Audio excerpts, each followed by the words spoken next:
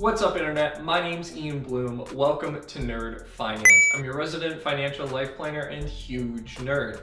In today's episode, we are going to be kicking off a series about relieving financial stress. And like all great quests, this series is a series. It's not something we're going to be accomplishing today. So bear with me throughout these videos.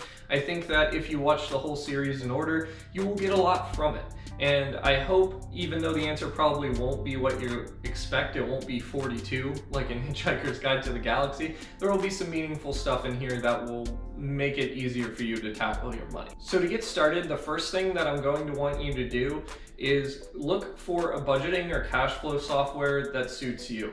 The one that I'm going to picture in this video is actually linked to a financial planning software I use called Advizr, but other softwares out there like Mint, YNAB, and Pocket Guard are very reasonable alternatives. Basically, all you want to be able to do is link your accounts, like I'm showing here, and make sure that the transactions are being archived and categorized for you. The next part of this process is actually to go in and check on the categorizations of those transactions to make sure that they match reality. Because software is fallible. There will be times when your credit card transactions will show up twice, or something will be double counted or counted in an awkward way, or just not in the proper category. Like maybe you went to Target once to buy groceries and once to buy video games, and you should probably categorize those purchases differently.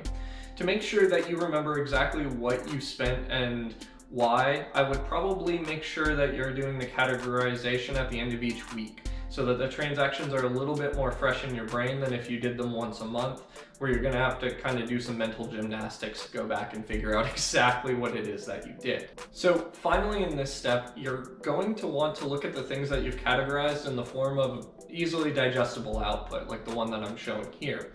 The nice part about these outputs is that they give you the ability to look through things and decide where you might be spending things a little bit more than you thought. So whether that's spending more money on vacations or travel or groceries or eating out, these things are all very digestible when they're in a pie chart form. They're not super digestible when you're looking at them in a list without totals, right? So look at these outputs and kind of get a feel for what your transactions look like. And that's kind of the end of step one, making sure that these accounts are linked, that the data feeds are working properly, and that you're going in and categorizing these transactions on a pretty regular basis will set you up for the stuff in our next video in part 2, where we're going to start kind of actually addressing these things and start relieving your financial stress. So on that note, while this video was only really helpful in the sense of teaching you how to set up budget software, I hope that this video was helpful to you in some way. And I look forward to seeing you back for parts 2, 3, 4, and 5 as we actually dive into the parts of relieving financial stress that will hopefully bring you some joy. Thank you so much for watching this video again, and I hope you have a wonderful day.